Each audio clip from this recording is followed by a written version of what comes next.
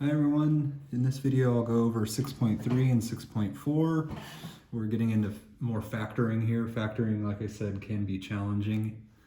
And what we're starting with is special cases, so special forms. In a little bit we'll talk about the more general forms. For this first one, we're learning about factoring what's called a difference of two squares. So if you can identify that your expression, we have one down here in a second, so if you can identify that your expression is a difference of squares, then it will always be able to be factored this way.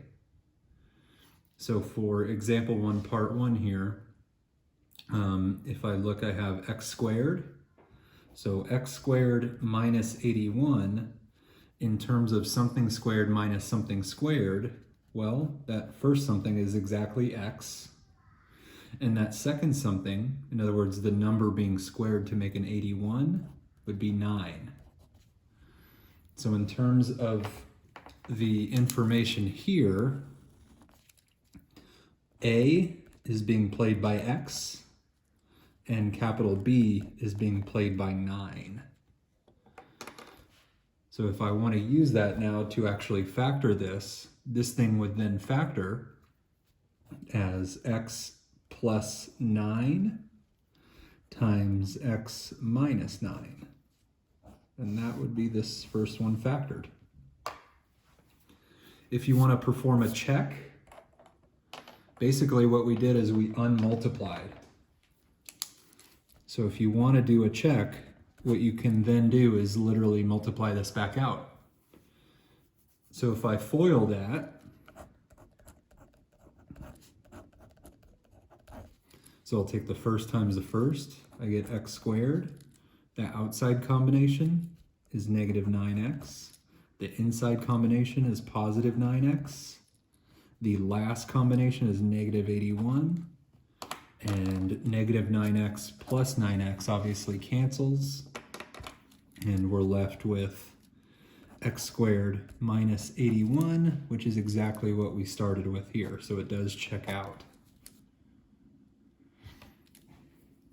Right. Not in every case will you find that you have a difference of squares, and that's when we'll get to the more general case, but this is why this is a special case, because these two numbers are actually opposites. So I'm leaving part 2 open. I'll of course post a document with the solutions next to the video. So in some examples, you don't want to actually start by thinking about this property. You actually want to start with factoring out the GCF. Okay, so for this problem, what I am noticing is that we actually have a commonality amongst the two terms.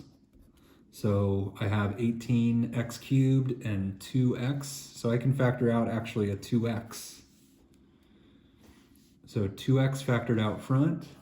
And now I'm thinking, okay, what goes here and here, so that when I multiply, or if I were to multiply this 2x back in, I get 18x cubed minus 2x. So I'll need a 9x squared. That way 2x times 9x squared makes my 18x cubed. I already have a 2x out front, so I just need a negative 1 left behind. So this is the GCF factored out. But I want to continue factoring until I'm positive that there are no other possible factorizations. So now what I'm seeing in here is actually we have a difference of squares. So let me write this again. So we have 3x all squared, right? That's how we can make a 9x squared. And then we have a 1 squared. I feel a sneeze coming on. Yeah, sure enough. So we do have a difference of squares here. And with respect to the formula, right, this one here, capital A and capital B now. So A is being played by 3x and B is being played by 1. So in other words, this thing will equal 2x, right? This is still there, times 3x plus 1 times 3x minus 1. Where the heck did that come from? Well, that's what the conclusion is of this formula, right? If once you identify a and b and you have a difference of squares, then it'll always factor as a plus b times a minus b. So here's that a plus b and a minus b. If you wanted to check, you could multiply this all back out. So kind of distribute, FOIL, and then make sure that you get this, and that would be your check. So on to page 79. 79 already has some scribbles on it. My copy, I guess I was just using this as scratch paper at some point, so I'm going to move to this copy. Okay, so page 79, part 4 here, I have 81r to the 4th minus 16. And this is still under this same property, which says if you have a squared minus b squared, then that'll always factor as a plus b times a minus b. So if I can identify a and b, then I can use this formula to factor. So this will be the same as 81r to the 4th. I would have a 9r squared. If I square that, then I get 81r to the 4th. Minus 4 squared, that would account for my 16. So I do indeed have a difference of squares. So A is being played by 9r squared, and B is being played by 4. So in other words, this thing can factor as A plus B, 9r squared plus 4, times A minus B. Okay. The goal is to fully factor all of these. So I'm happy that it factored once, but it may also factor more. And really, I'm looking here. So again, a difference of squares is actually sitting right here. So let me rewrite this to explain that. So 9r squared plus 4. And then if I think of 9r squared as 3r all squared, and then 4 as 2 squared, again, another difference of squares appears. And in this case, I have A being played by 3r and B being played by 2. So in other words, this thing will factor as 9r squared plus 4. And this does not factor, by the way. A sum of squares does not factor. It's only a difference of squares that does. Times 3r plus 2 times 3r minus 2. And that would be it for this one. Again, if you want to check that, which I'm not going to do, you could multiply all this back out, and what you'll see is you get this. So that's our first special form, this difference of squares. There are other special forms. Here are the next two. So if you can identify that you have this in your problem, then it'll always factor this way. Or if you identify this is in your problem, then it will always factor this way.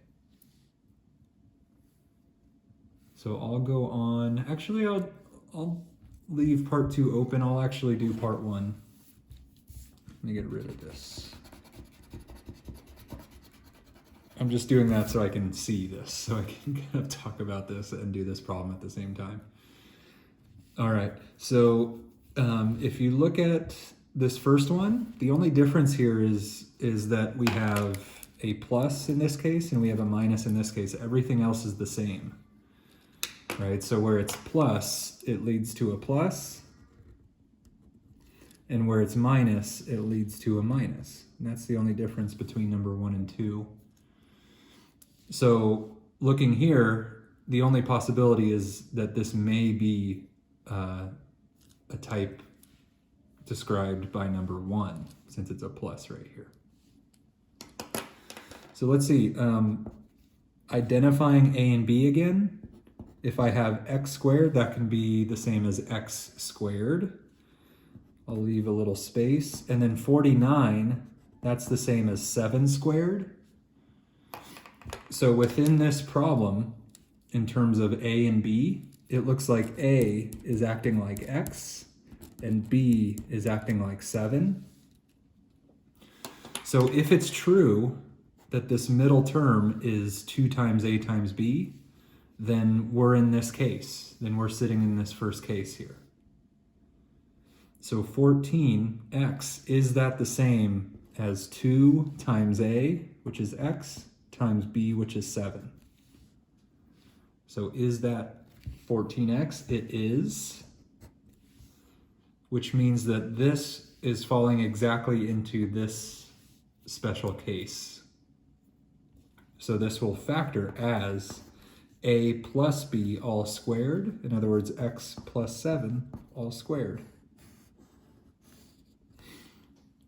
And I'll do a quick check on this.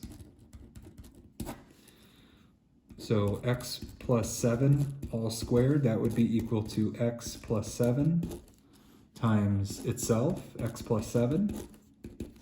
FOIL, x times x is x squared. Outside, we get 7x. Inside, I get another 7x.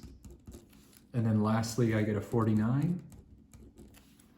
So in other words, we get x squared plus 14x plus 49. In other words, yeah, we get the exact thing that we started with. Okay, I'm leaving part 2 open. Going on to page 80.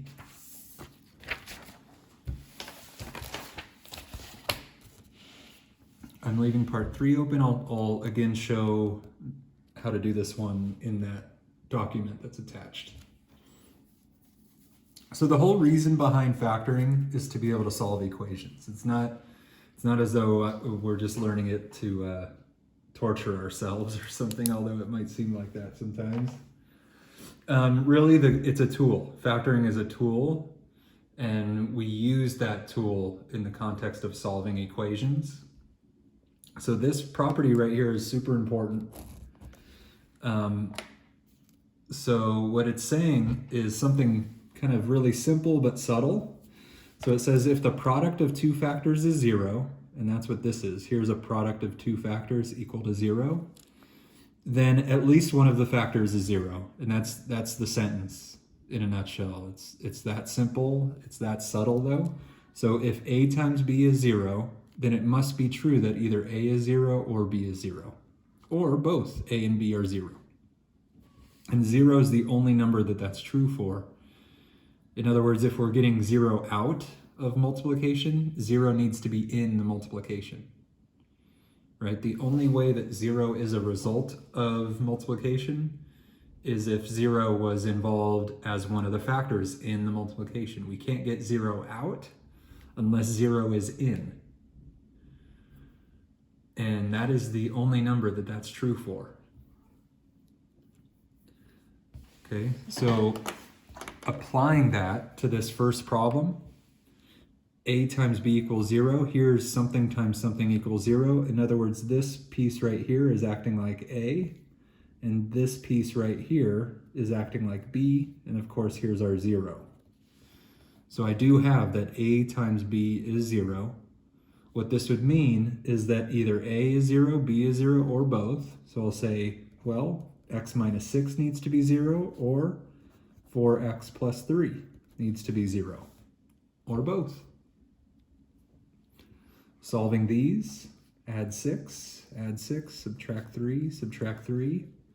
So we have x equals 6 apparently is one of our solutions, or I need to still solve 4x equals negative 3. So divide by 4 here. So I'm seeing that apparently x equals 6 or x equals negative 3/4. And of course you can check that.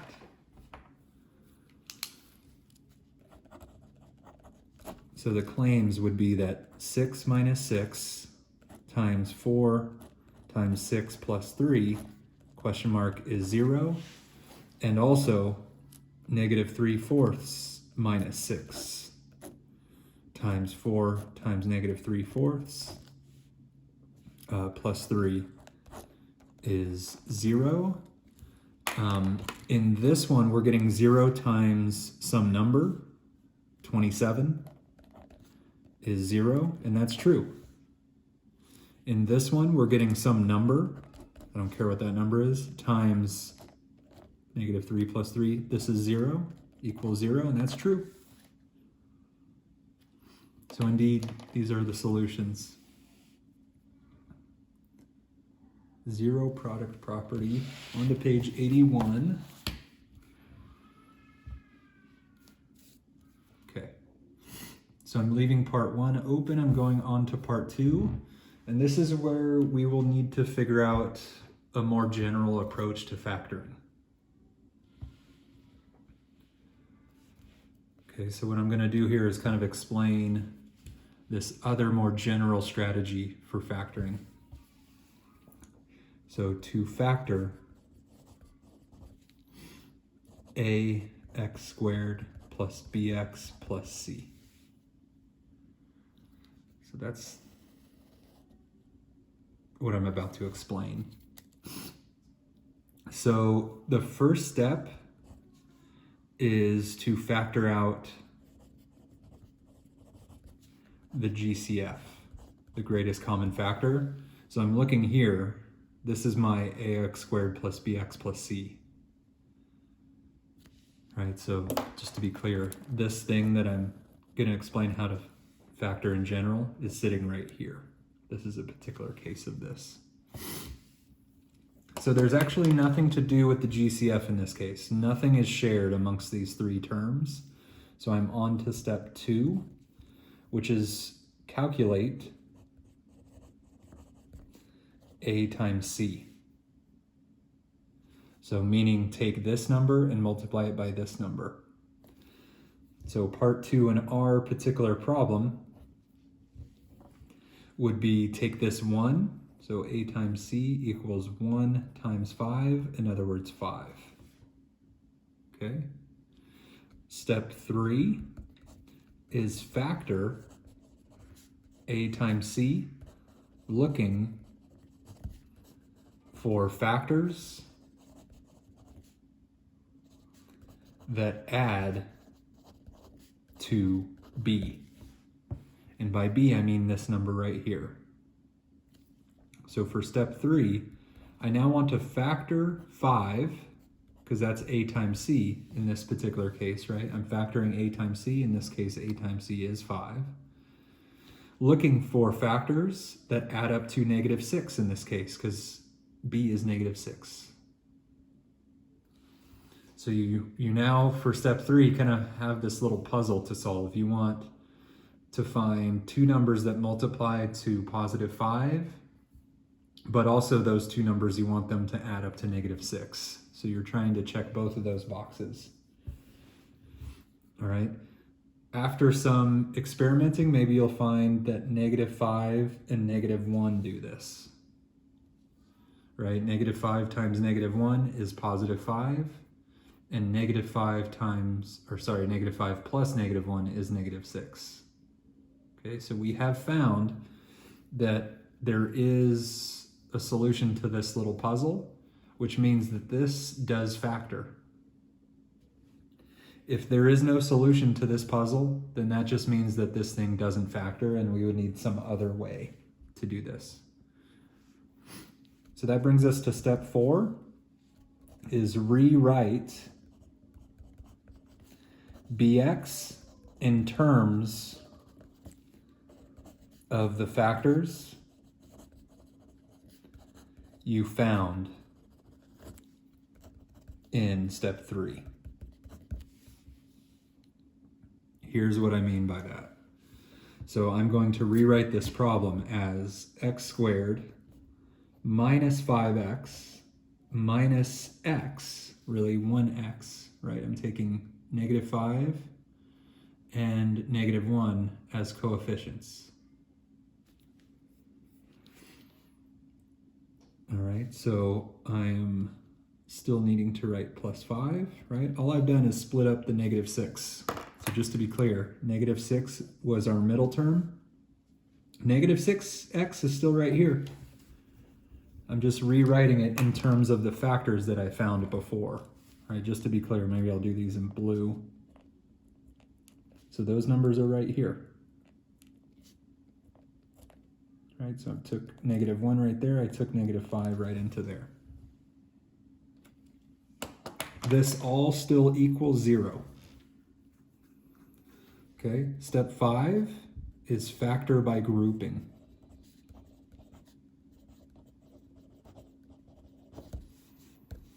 Okay, so what the heck do I mean by that?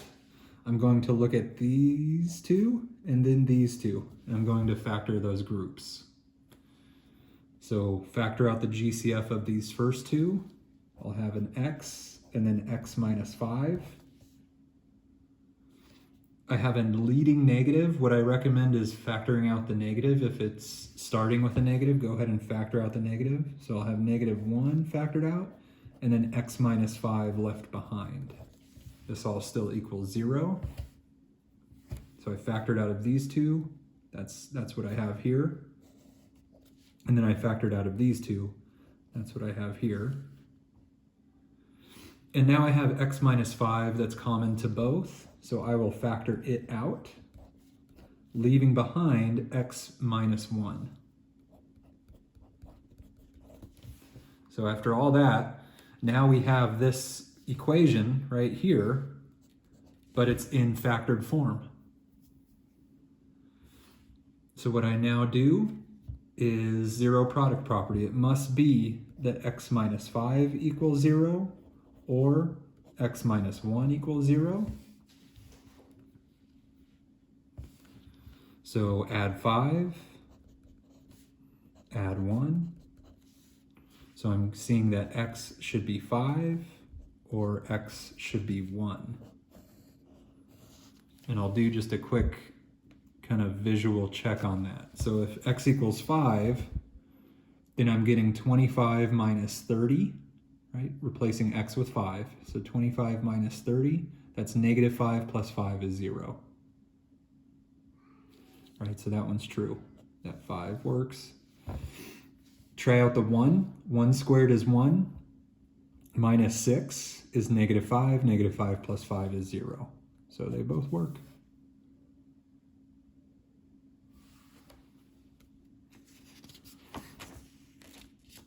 Let's try another one. And of course, I'll be posting the solutions to all of these. So part 6 on page 82. Do not do this. So don't do this. So I have 2 factors equal to 28. Do not do this.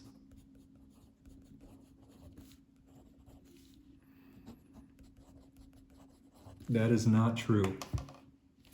There is no 28 product property. Okay, there's only a 0 product property. So I cannot set each of these equal to 28. What I need to do is first get a 0 over here, then have something factored. So don't do this. That doesn't work. So here's what we actually do. So don't do that. Here's what we actually do. So I have x minus 5 multiplied by x minus 2 equals 28. So what I'm going to do on the left is FOIL. So x times x, x squared, the outside, -2x, the inside, minus 5x, the last, positive 10, and this now equals still 28. I'll go ahead and bring over the 28 and combine like terms at the same time. So x squared minus 7x minus 18 equals 0. And now I'm wondering, oh, I hope this factors. If this factors, then then we're going to be able to solve this with the zero product property. So keep this in your head, this routine here, okay? Or keep it on a piece of paper, keep it somewhere where you can reference it. I'm going to go through the steps now of it. So the GCF, step 1, there's nothing in common to all three terms. So I'm moving on to step 2. So A times C would be this 1 times that negative 18. So A times C is negative 18. Step 3 says to factor negative 18, trying to add up to B, which is negative 7. So if this little puzzle has a piece that fits, then that means this thing factors, which means we can solve this. So I want to multiply to a negative 18 and add to a negative 7. Negative 9 and 2. Right, those would be the numbers that do that. Negative 9 times 2 is negative 18. Negative 9 plus 2 is negative 7. So now rewrite this equation using these numbers in blue as coefficients on the x terms. So I'll say x squared minus 9x plus 2x minus 18 equals 0. Right, here's that blue 9 and here's that blue 2 right there. Just brought those up as coefficients. And just to be clear, that negative 7x is still there. It's just rewritten. Factor by grouping is the next step. So I'm going to factor out of this group and out of this group. So it looks like an x is shared. So factor out x, leaving behind x minus 9. I can factor out a 2, leaving behind x minus 9. This all still equals 0. And this should always happen. You should get now a commonality, right? X minus 9, factor out that commonality. And these are left behind. X plus 2 equals 0. So 0 product property, now I can set each of these to 0. X minus 9 needs to be 0, or x plus 2 needs to be 0. Add 9, subtract 2. So I'm getting x equals 9, or x equals negative 2. Maybe I'll just do a quick visual check with the 9. So the 9 works because 9 minus 5, I would have 4. 9 minus 2 is 7. 4 times 7 is 28. Okay, negative 2, just a quick visual check with negative 2. Negative 2, I would have negative 2 minus 5, which is negative 7, times negative 2 minus 2, which is negative 4. Negative 7 times negative 4 is positive 28.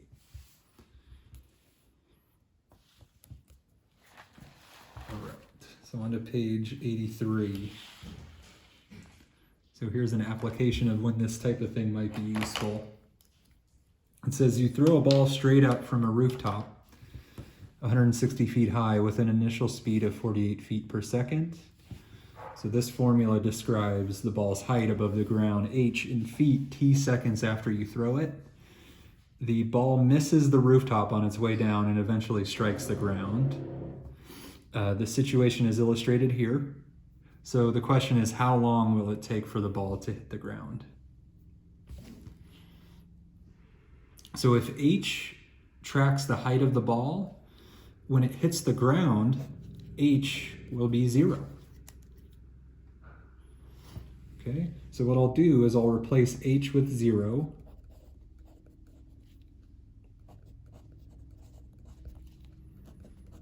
And solve for t.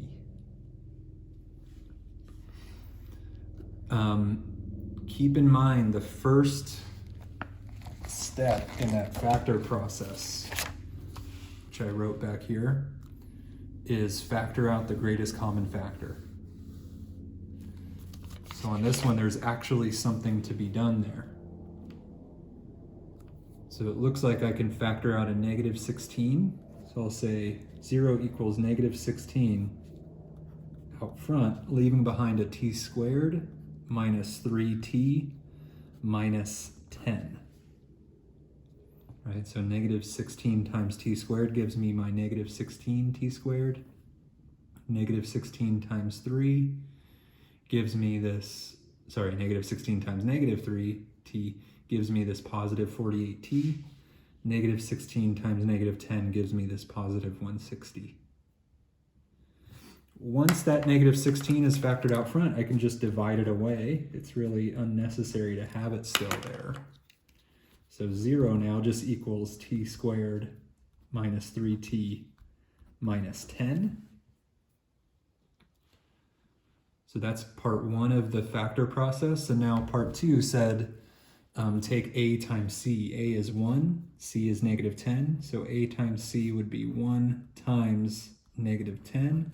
In other words, negative 10. Step 3 says now factor a times c.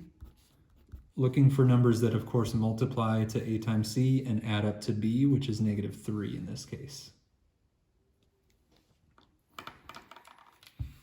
Okay, so negative 5 times 2, right? Negative 5 times 2 is negative 10. Negative 5 plus 2 is negative 3. So this one does factor. So I can now rewrite this as t squared minus 5t plus 2t minus 10. All right, we always take whatever numbers were here and we split up that middle term using those numbers as coefficients. Right, this negative 3t is still present. It's just been rewritten. Next step is to factor by grouping. So 0 equals, I'll factor out a t, and then t minus 5. And then I'll factor out a 2 of these two, and leaving behind a t minus 5. T minus 5 is common, factor it out. So 0 equals t minus 5, leaving behind a t plus 2.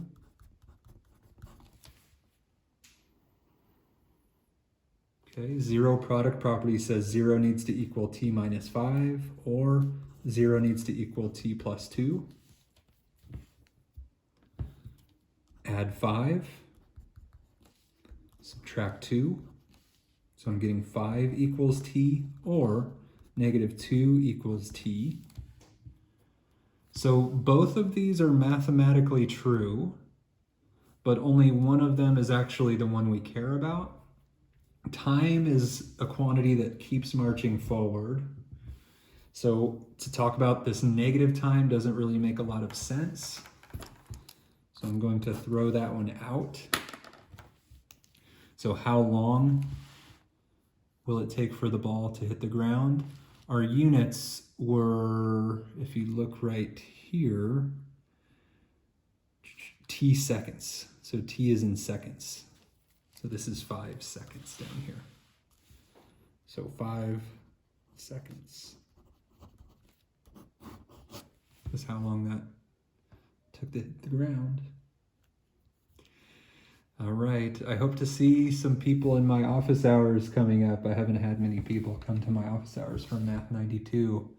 I know this factoring can be difficult, so I'm imagining that some people will need some guidance through this stuff. So please do come to the office hours. All right, talk to you soon.